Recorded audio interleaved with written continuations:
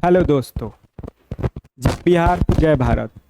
तो GS vision wings classes के as a faculty आपको हम ज्योग्राफी का एक छोटा सा पार्ट पढ़ाने वाले हैं, जिसे बोलेंगे अभी आप धीरे धीरे देखो आगे मैं क्या डिस्क्राइब करने वाला हूँ। ज्योग्राफी का ही एक छोटा सा पार्ट क्या है कि जब मून अर्थ का चक्कर लगाता है तो कैसे कैसे चीज़ें चलती है, ये दो तरीके से चीज़ों को देखा जा सकता है। एक्चुअली में जो मून अर्थ का चक्कर लगाता है इस पे दो तरह का कैलेंडर है। ये दो तरह का कैलेंडर कैसा है, अभी आप लोग जो भी कैलेंडर देखते हो उसे गार्गेरियन कैलेंडर बोला जाता है, लेकिन हमारा जो पंचांग है जिसे आप पंचांग बोलते हो, ये कैलेंडर है जिसको 1954 में हमारे इंडियन गवर्नमेंट के तरफ से नेशनल कैलेंडर ऑफ इंडिया घोषित किया गया था पंचांग को, जिसको बोलते हैं शक संवत। ठीक है, यानी कि शक डायनेस्टी के द्वारा ये शक संवत बनाया गया था, जो टोटल का टोटल चांद के रोटेशन पे, अर्थ के चारों तरफ जो चांद रोटेट करता है उस पे डिपेंड करता है। वैसे ही एक हिजरी संवत है जो टोटल के टोटल चांद पे ही डिपेंड करता है, और हिजरी संवत जो है, हिजरी संवत भी चांद के रोटेशन पे ही उसका डेज डिपेंड करता है। तो थोड़ा सा हिजरी संवत और शक संवत का रिलेशन देखेंगे और इसको कोरिलेट करेंगे किसके साथ, गार्गेरियन कैलेंडर के साथ, जो आप मोबाइल में देखते हो या आप जहां भी देखते हो। तो हमारे हिंदू धर्म या फिर मुस्लिम धर्म में जो भी पर्व मनाई जाती है या फिर जो भी मनाई जाती है, वो हिंदू धर्म में जब आप देखोगे तो शक संवत से देख के आपका शादी का दिन या ब्याह का दिन या कोई बच्चे पैदा लिए तो उसका हर एक चीज़ शक संवत के अनुसार फॉलो किया जाता है। वैसे ही मुस्लिम धर्म में हिजरी संवत के अनुसार फॉलो किया जाता है। वैसे आजकल हम लोग गार्गेरियन कैलेंडर तो देखते हैं, लेकिन हमारे जो पूजा पाठ होते हैं वो गार्गेरियन कैलेंडर के अनुसार नहीं होता। तो आज का हमारा टॉपिक है रोटेशन पृथ्वी के अबाउट, और इसी को थोड़ा सा डिटेल में देखेंगे। ठीक है, तो चलिए शुरू करते हैं। आप देख पा रहे हो इस फिगर में क्या चीज़ है, एक सन है, दूसरा अर्थ है और तीसरा मून है। ठीक है, तो अर्थ जो है वो एंटी क्लॉकवाइज डायरेक्शन में, अर्थ जो है वो एंटी क्लॉकवाइज डायरेक्शन में अपने अक्ष पे घूमता है और रिवॉल्यूशन भी करता है। किसका रिवॉल्यूशन करता है, सन के चारों तरफ। ठीक है, वैसे ही मून भी एंटी क्लॉकवाइज डायरेक्शन में अपने अक्ष पे भी घूमता है और पृथ्वी के चारों तरफ रिवॉल्यूशन भी करता है। अब अभी मैंने आपको बोला कि अर्थ रिवॉल्यूशन करता है, रिवॉल्यूट करता है सन को, और मून रिवॉल्यूट किया इलिप्टिकल पाथ पे अर्थ को, तो पृथ्वी के साथ मून भी रिवॉल्यूट करेगा सन को इलिप्टिकल पाथ पे ही। तो इस चीज़ को थोड़ा सा देखते हुए हम लोग अपना कैलेंडर देखने की कोशिश कर रहे हैं। रिवॉल्यूशन वगैरह तो देखेंगे, ज्योग्राफी का पार्ट है, तो कैलेंडर अभी देखते हैं हमारा कैलेंडर जो है यानी कि शक संवत है वो फॉलो कैसे होगा। तो चलो, ये जो मून का पार्ट है इसे मैं कर क्या रहा हूँ कि ब्लैक कलर से शेड कर रहा हूँ। ठीक है, एक्चुअली ये ब्लैक कलर ही है।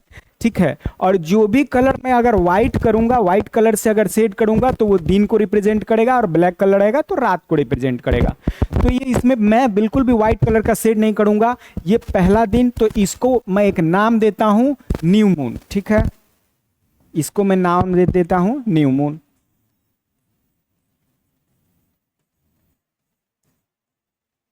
और न्यू मून को ही अमावस्या बोलते हैं। आप न्यू मून बोलो, अमावस्या बोलो या फर्स्ट मून बोलो, अलग अलग नाम आपको मिल सकता है। इसको आप फर्स्ट मून भी बोल सकते हो।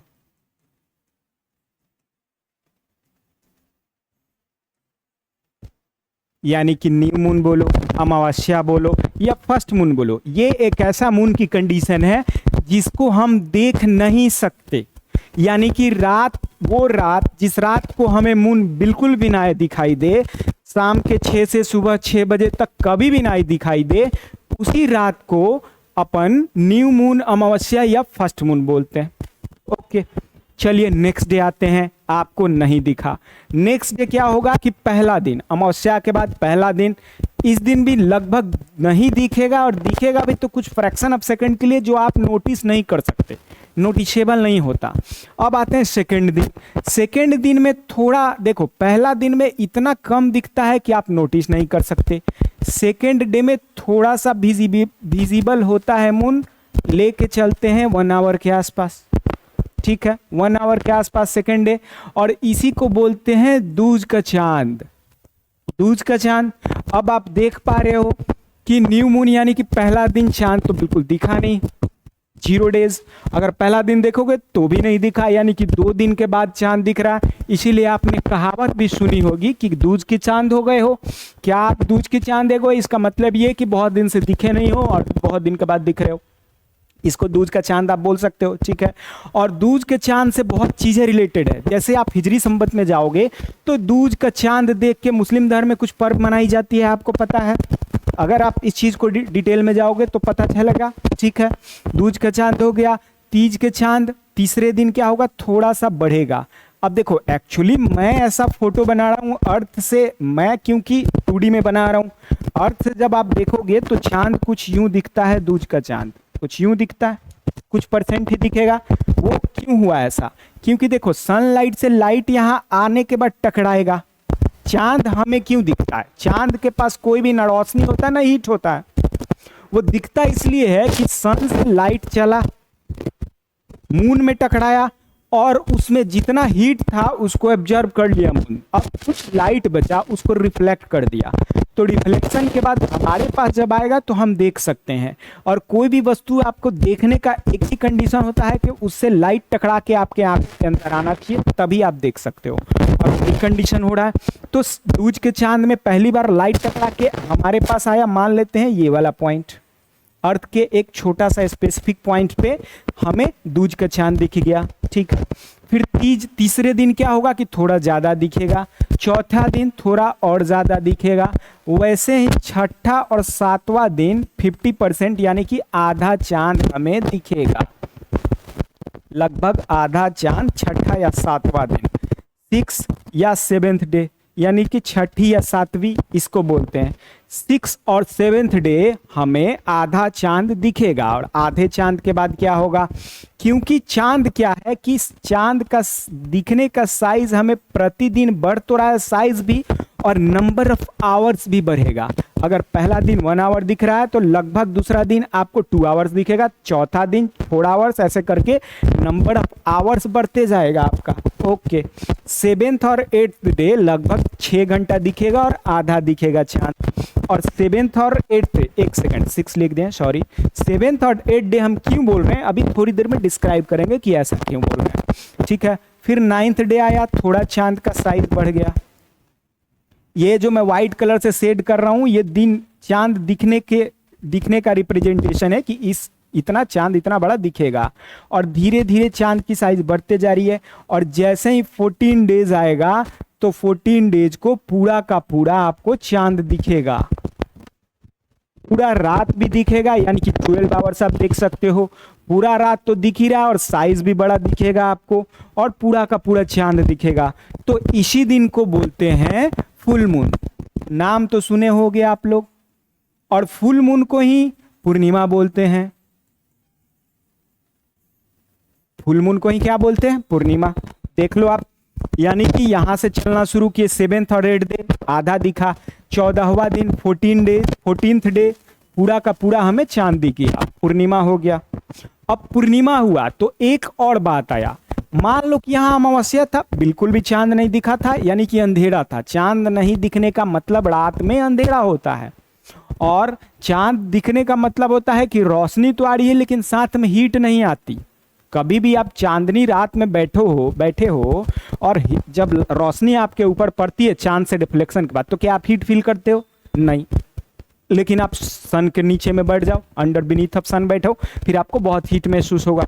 यानी कि जो चांदनी रात में जो रोशनी आती है वो हीट कंटेंट बहुत कम रखती है, इसलिए आप बहुत ज्यादा गर्मी फील नहीं करते हो। ठीक है, वैसे ही आगे देखते हैं हम।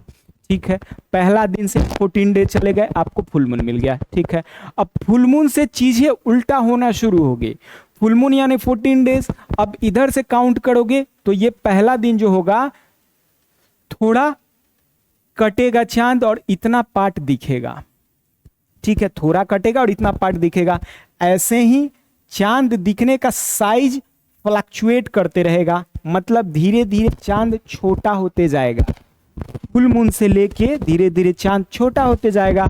और फिर से आप चले आओ 7th और 8th डे, यहाँ पे अगर 7 डे है तो आधा दिखेगा और आधा नहीं दिखेगा, 7th या 8th डे। अब ये क्यों लिख रहे हैं हम समझाएंगे अभी, ठीक है। मान लेते हैं ये 7th है और ये 8th डे, 7th और 8th डे, 7th डे और 8th डे लगभग आधा दिखेगा। ऐसे ही बढ़ते बढ़ते अब क्या हो गया कि घट रहा है, इधर इतना ही दिख पा रहा है, इतना दिख रहा था, अब इतना ही दिख पा रहा है, और यहां आते आते चांद आपका दिखना बंद, यानी कि फिर से वहां से काउंट करोगे तो लगभग 14 डेज आपको चांद दिखेगा ही नहीं, ठीक है। तो फिर से न्यू मून आ गया। अब यहाँ पे दो टर्मिनोलॉजी आपको बताने वाले हैं। टर्मिनोलॉजी क्या है, यानी कि नाम, जो ऑलरेडी आपको पता है, लेकिन मैं डिस्क्राइब कर रहा हूं प्रोसेस के साथ, क्योंकि कैलेंडर देख रहे हैं ना, शक संवत या हिजरी संवत, उसी को अभी देख रहे हैं। तो देखिए, जैसे न्यू मून देख रहे हैं, न्यू मून से चांद का साइज और टाइम ऑफ चांद जो रात में निकलेगा वो बढ़ रहा। न्यू मून से पूर्णिमा की तरफ अगर जा रहे हैं तो बढ़ रहा है ना, यानी कि लाइट बढ़ रहा है, प्रकाश बढ़ रहा है। और प्रकाश का पर्यायवाची शब्द होता है एक, जिसको बोलते हैं शुक्ल। आप लोगों को ऑलरेडी पता होगा कि प्रकाश का पर्यायवाची शब्द शुक्ल होता है, ओके। इसीलिए इस पार्ट को पूर्णिमा से अमावस्या यानी कि न्यू मून से लेके पूर्णिमा यानी कि फुल मून तक, जो पहली से लेके लगभग 14 डेज तक जा रहे हो, इसी को बोलते हैं शुक्ल पक्ष। इसको क्या बोलते हैं मेरे दोस्तों? शुक्ल पक्ष। नाम सुने होंगे आप लोग, शुक्ल पक्ष। अब शुक्ल पक्ष का एकम है, शुक्ल पक्ष का दूज है, शुक्ल पक्ष का सप्तमी है, शुक्ल पक्ष का 8वीं, ऐसा आप लोग ऑलरेडी सुने हो, ठीक है। अब ये तो शुक्ल पक्ष हो गया, ठीक है। अब समझो आप, पूर्णिमा है, पूर्णिमा को बहुत ज्यादा लाइट यानी कि प्रकाश है और पूरे रात आप लाइट कर रहा है मून। लेकिन जैसे ही पूर्णिमा से आगे बढ़ोगे किसके तरफ? अमावस्या के दिन यानी कि न्यू मून के तरफ, तो धीरे धीरे चांद का साइज भी घट रहा है और प्रकाश कम हो रहा है, यानी कि अंधेरा की तरफ आप बढ़ रहे हो। इसमें क्या हो रहा था, आप उजाले की तरफ बढ़ रहे थे, तो उजाला का पर्यायवाची शब्द शुक्ल पक्ष। इधर क्या हो रहा है, अंधेरे की तरफ बढ़ रहे हो, तो अंधेरा का एक पर्यायवाची शब्द होता है जिसको बोलते हैं कृष्ण। तो ऊपर वाले को क्या बोलेंगे? कृष्ण पक्ष, ओके। तो इसको ऊपर वाले पार्ट जो होगा इसको बोलेंगे कृष्ण पक्ष, ओके। चलो, तो हमें 2 पार्ट मिला, यानी कि अमावस्या से पूर्णिमा की तरफ अगर मूव कर रहे हैं तो कैसे बोलेंगे? कृष्ण पक्ष, शुक्ल पक्ष का सप्तमी या शुक्ल पक्ष का षष्ठी, ऐसे करके बोलेंगे। और जैसे ही पूर्णिमा से आप चले आओ अमावस्या के तरफ, तो फिर कैसे बोलेंगे कि कृष्ण पक्ष का सप्तमी या कृष्ण पक्ष का 8वीं, ठीक है। अब इतना आप समझ गए शुक्ल पक्ष क्या होता है, कृष्ण पक्ष क्या होता है, सन का लाइट आ रहा है तो मून कितना दिखता है। तो थोड़ा सा आपको एक बात बताता हूं, अभी 1 सेकेंड रुक जाओ आप।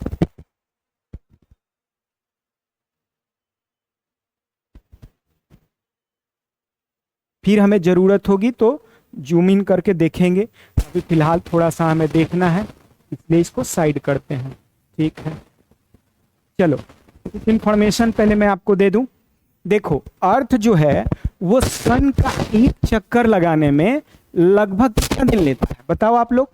मतलब कि अर्थ एक चक्कर सन का लगाने में लगभग आपको पता है कि 365.25 डेज लेता है ना। ये इंफॉर्मेशन ऑलरेडी के सारे बच्चों को पता होती है, आपको भी पता होगा, ऑफ कोर्स सी बात है। लेकिन दूसरा एक टर्म हम इंट्रोड्यूस करते हैं। मान लो कि मून भी तो सन का एक चक्कर लगा रहा है ना, क्योंकि अगर अर्थ चक्कर लगा रहा है और अर्थ का चक्कर लगा रहा है मून, तो अर्थ अगर एक चक्कर लगा रहा है तो मून भी तो एक चक्कर लगाएगा ना। और मून क्या करेगा कि अर्थ से पहले ही चक्कर लगा लेगा, ठीक है। अर्थ अगर 365.25 डेज ले रहा है तो मून लगभग 354 डेज लेता है एक चक्कर लगाने में। अब मून 354 डेज ले रहा है सन का एक चक्कर लगाने में, तो एक वर्ष मून के लिए कितना हो गया? 354, और एक वर्ष अर्थ के लिए 365.25। अब दोनों के बीच में आप क्लियरली देख रहे हो कि लगभग 11 डेज का डिफरेंस आ गया। 11 डेज का डिफरेंस आ गया ना मेरे दोस्तों, ठीक है। अब मैंने क्या बोला था कि शक संवत हो या हिजरी संवत हो, चांद वाले रोटेशन को फॉलो कर रहे हैं। तो जैसे ही शक संवत हो या हिजरी संवत हो, उस दोनों के दोनों में 11 डेज का फर्क आ गया। कितना? 1 साल के अंदर। तो अगर 1 साल में 11 डेज का डिफरेंस आ गया तो 3 साल में लगभग 1 महीने का 33 दिन। देख लो, अगर 3 साल की बात करेंगे तो 33 × 3 आप करोगे तो लगभग 33 डेज, यानी कि 1 मंथ का क्लियरली डिफरेंस आ गया ना। तो एक्चुअली में किया क्या गया है कि शक संवत में इन चीजों को मैनेज किया गया है, लेकिन हिजरी संवत में नहीं मैनेज किया गया है। इसीलिए हिजरी संवत आप लोग सुनोगे कि कोई भी मुस्लिम धर्म का जो पर्व होता है, जैसे ईद ही ले लो, तो कभी होगा कि आप बचपन में जब थे तो आप देख रहे होगे कि ईद मनाया जा रहा है ठंडी के दिन में, फिर अभी आप जवानी में आए हो तो आपको लगेगा कि ईद मनाया जा रहा है गर्मी के दिन में। ऐसा कैसे हो गया? एक्चुअली होगा क्या कि आप गार्गेरियन कैलेंडर के रेस्पेक्ट में देख रहे हो। उनका अगर कैलेंडर मंथ देखा जाए हिजरी संवत, वो अपने जगह पे सही है, गलत नहीं है, क्योंकि उनका वही है, उनके कैलेंडर को फॉलो कर रहे हैं वो। लेकिन गार्गेरियन कैलेंडर के अनुसार आप देखोगे तो महीने में बदलाव आ जाएगी। तो ठंडी में पहले मनाया जाता था, अब गर्मी में, कभी बरसात में, कभी स्प्रिंग सीजन में मनाया जाएगा मुस्लिम धर्म का पर्व। लेकिन हिंदू धर्म में जो हमारा कैलेंडर क्या बोलते हैं, शक संवत, इसको रिप्लेनिश किया गया है। ठीक है, रिप्लेनिश कहने का मतलब कि चीजों को सही करने की कोशिश की गई है, और कैसे की गई है वही अभी देखेंगे। एक्चुअली हम लोग क्या किए कि पहले जो 11 डेज कम था उसको और कम किए 2-2 दिन करके। हम लोग क्या किए कि जैसे 7th या 8th डे आप देखोगे कि आप जैसे नॉर्मली, वैसे बच्चों को पता नहीं होता है क्योंकि हम लोग शक संवत पढ़ते नहीं, यानी पंचांग पढ़ते नहीं है। लेकिन जब आप दशहरा का ही एग्जाम्पल उठाते हैं, दशहरा वगैरह में आप देखोगे कि 7वीं और 8वीं एक ही दिन पड़ गया, वो कम किए हैं हम पहले, कम करने के लिए दोनों एक दिन डाल दिए। 9वीं और 10वीं एक ही दिन पड़ गया, पड़ता है ऐसे, आप लोग ऑलरेडी पता, आप देखोगे तो ऐसे हो सकता है बहुत सारे मंथ में पड़ता है। ठीक है, तो ऐसा हम लोग पहले किए, और करने के बाद किए क्या कि 2 या 3 साल पे, हर एक 3 साल पे मालमास लगा देते हैं हम। मालमास क्या लगा करते हैं कि ये जो एक्स्ट्रा 33 डेज हो रहा है, अगर 2 साल या 3 साल पे हम मालमास लगा देंगे तो जो एक्स्ट्रा हो रहा है वो मेरा खत्म हो जाएगा ना। यानी कि एक ही महीना 2 बार कंटिन्यू बैक टू बैक आ जाए तो एक्स्ट्रा जो 33 डेज हो रहा था ये खत्म हो जाएगा, यानी कि हमारे दिन में बदलाव नहीं आएगा। अब बदलाव नहीं आएगा इसका क्या मतलब कि अगर हम लोग होली स्प्रिंग सीजन में मनाते हैं तो आज से 50 साल बाद भी स्प्रिंग सीजन में ही मनाएंगे, और 2 साल पहले भी स्प्रिंग सीजन में मना था, और 10 साल बाद भी स्प्रिंग सीजन में ही मनेगा। कभी आप सुने हो कि होली शिफ्ट करके ठंडी के दिन में चला जाए? चलो इसको छोड़ो, दूसरा एग्जाम्पल उठाते हैं हम। दूसरा एग्जाम्पल, आप यूपीएससी में एक छोटा सा स्टोरी है, पूस की रात। पूस की रात एक स्टोरी है, और पूस की रात में क्या है कि पूस की रात में कड़ाके की ठंडी पड़ती है, और अगर हम लोग शक संवत को ऐसे नहीं किए रहते तो पूस जो है शक संवत के अनुसार ही है, यानी कि पंचांग के अनुसार। ठीक है, तो हम पूस की रात की स्टोरी लिखी गई है, उसमें कड़ाके की ठंडी पड़ती है, और स्टोरी तो हम पढ़ते, मान लो कि अभी जब हम बुक लेके पढ़ रहे होते तो पता ये चलता कि पूस की रात पढ़ रहे हैं और पूस की रात में ठंडी पड़ती है, और हम गर्मी के दिन में यानी कि पूस की रात में कड़ाके की गर्मी पड़ने लगेगी, क्योंकि डेज में फ्लक्चुएशंस अगर आएगा किए रहते तो। लेकिन मैनेज हम लोग कर दिया शक संवत में, और मैनेज करके इसको रिप्लेनिश कर दिया। कैसे भाई कि 2 दिन को एक ही करके, कभी चौथी और 5वीं एक ही दिन हो जाता है, कभी छठी और 7वीं एक हो जाता है, डाउन होता है, फिर मालमास लगा के, यानी कि 2 महीना, एक ही महीना मतलब 1 महीना को 2 महीना बना के। आपको पता है ये चीज, आप अपने घरों में सुनते आ रहे होगे, हो सकता है बहुत लोगों को आप मतलब नहीं बताया जाता है घरों में, लेकिन जानना चाहिए, हमारा संस्कृति है, धरोहर है, ये जानने की जरूरत है, पढ़ने की जरूरत है। अरे ये छोड़िए, बच्चों को तो इवन अभी हिंदी वाला काउंटिंग नंबर भी नहीं पता होता है। शॉपिंग किसी दुकान में आप जाओगे, वो हिंदी में लिख देगा, समझ में नहीं आएगा। लेकिन हमें हमारे संस्कृति और जो भी रिवाज चल रहा है, परंपरा चल रहा है, उसको नहीं भूलना चाहिए, उसको जानने की जरूरत है। ठीक है, ऐसा नहीं है कि वो आपको पीछे लेके चला जाएगा। नॉलेज की बात है, पढ़ ही रहे हो सकता है अभी देखो यूपीएससी यूपीपीसीएस इस टाइप का क्वेश्चन उठाने लगा है, तो बीपीएससी भी उठाएगा, पॉसिबिलिटी बिल्कुल बनता है। बीपीएससी में आज तक इस क्वेश्चन नहीं आया, लेकिन हो सकता है इस बार उठा दे। तो चीजों को जानने की जरूरत है, और जानो भी आप। ओके, तो यहां तक अगर हम देख लिए तो इसको मैनेज करके मालमास लगा के हम खत्म करते हैं। चलिए ठीक है, अब यहाँ पे आप देख लिए क्या फर्स्ट मून क्या होता है, फुल मून क्या होता है। अब कैसे इसको हम लोग मैनेज किए हैं, 33 डेज जो था मालमास लगा के मैनेज करके खत्म किए। ठीक है, तो हमारा वाला यानी कि शक संवत वाला कैलेंडर लगभग मैनेज है। जैसे चलिए दूसरा एक एग्जाम्पल उठाते हैं, आप लोगों से लिए क्वेश्चन है, जैसे दीपावली का ही ले लो। दीपावली जो होता है वो कार्तिक मास का पहला दिन, यानी कि कार्तिक मास का पहला दिन जो होता है, किसी भी मास का पहला दिन जो होता है वो अमावस्या होगा ना, और कार्तिक मास का पहला दिन जो होता है वो अमावस्या होता है, अमावस्या होता है। और कार्तिक मास के पहले दिन जिस दिन अमावस्या होता है उसी दिन हम दीपावली मनाते हैं, ठीक है। आपको बहुत बढ़िया से ये बात पता है कि उसी दिन हम दीपावली मनाते हैं। और दीपावली जिस दिन मनता है हमारे हिंदू धर्म में, वो क्यों मनता है उसके पीछे बहुत सारी स्टोरी है, राम जी वापस आए थे वगैरह वगैरह, बहुत सारी स्टोरीज है। लेकिन इसके पीछे एक भी और भी रीजन ले सकते हो कि पूरा रात उस दिन अंधेरा रहता है, और अंधेरे को भगाने का, अंधेरे को कम करने का हम लोग दीप जला के अंधेरा कम करते हैं, क्योंकि अमावस्या का दिन रहता है वो। अब अमावस्या के दिन के ठीक 6 दिन बाद कार्तिक मास में, माने ठीक 6 दिन बाद छठी को आप छठ मनाया जाता है बिहार में, हमारे बिहार में छठ मनाया जाता है। और क्योंकि हम बीपीएससी का, अगर बिहार के किसी भी एग्जाम का आप तैयारी कर रहे हो, बीपीएससी या किसी भी एग्जाम का, तो आपके लिए बिहार के हर एक पर्व जो है इंपॉर्टेंट होती है। जैसे छठ पूजा भी इंपॉर्टेंट हो रहा है आपके लिए, हमारे लिए तो सबसे फेमस पूजा है ना छठ पूजा बिहारियों के लिए, अब कौन सी बात है, आपको पता है ये चीज। तो अमावस्या से छठी दिन मतलब कार्तिक मास का छठा दिन यहाँ पे लगभग किस दिन आएगा, शुक्ल पक्ष के छठे दिन। शुक्ल पक्ष का छठा दिन जो होता है उसी दिन छठ पूजा मनाया जाता है। और शुक्ल पक्ष, अब देखो ये है कौन सा, न्यू मून, और ये है फुल मून। इसी के बीच में जब फुल मून से, नहीं एक सेकंड सॉरी, न्यू मून से फुल मून की तरफ जा रहे हो तो शुक्ल पक्ष है, तो शुक्ल पक्ष के छठी को आप छठ मनाते हो। वैसे ही पूर्णिमा यानी कि फुल मून से लेके जब आप जाओगे कहाँ, न्यू मून की तरफ, तो इसको कृष्ण पक्ष बोलते हैं। तो आपको थोड़ा सा आइडिया लगा किस चीज के बारे में, सक्संवत यानी कि हमारा नेशनल कैलेंडर ऑफ इंडिया, ठीक है। आप गूगल पे सर्च मार के देख सकते हो, आपका जो नेशनल कैलेंडर ऑफ इंडिया है वो शक संपत्ति ही है, जिसको आप पंचांग बोलते हो। कभी कभी आपके घरों में होते हैं जैसे पंडित जी जिसमें आपका जो भी पर्व है या जन्म तिथि ये सब चीज देख के चीजें को अनुमान लगाते हैं। वो चांद पे ही डिपेंड करता है, चांद के रोटेशन पे डिपेंड करता है, और कब हमें कितना दिखेगा इस चीज पे डिपेंड करता है, ठीक है। तो वही हम थोड़ा सा एक्सप्लेन करने की कोशिश किए हैं। वैसे बीपीएससी के लिए तो इम्पोर्टेंट है ही, क्वेश्चन यहाँ से उठेगा, आपके डेली के डेली नॉर्मल लाइफ में इंपॉर्टेंट है। तो आप अगर बीपीएससी के एस्पिरेंट नहीं भी हो तब भी आपके लिए ये बढ़िया है, और आप देख सकते हैं वीडियो।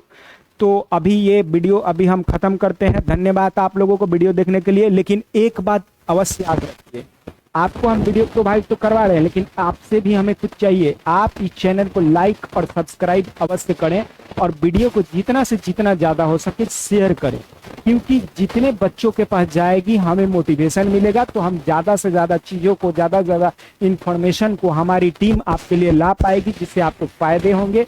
तो कृपया करके लाइक, सब्सक्राइब और शेयर करें। धन्यवाद।